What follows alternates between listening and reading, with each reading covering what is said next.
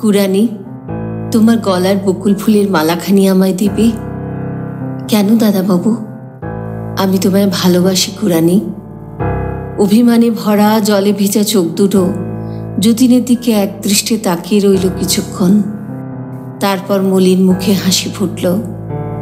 কুরানি বকুলের মালাখানি যতীনকে পরিয়ে দিল নিজের গলা থেকে খুলে।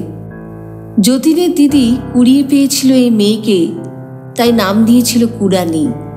যতীনের সাথে কুরানির বিয়ে দেবে বলে ভারী ঠাট্টা করত দিদি।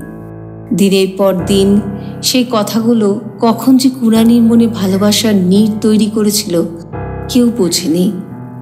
কুরানির হরিণ চোখের দৃষ্টিতে লজ্জার ছোঁয়া লেগেছিল। যতীনকে সে ভালোবাসার প্রথম অর্ঘ্য নিবেদন করেছিল মনে মনে।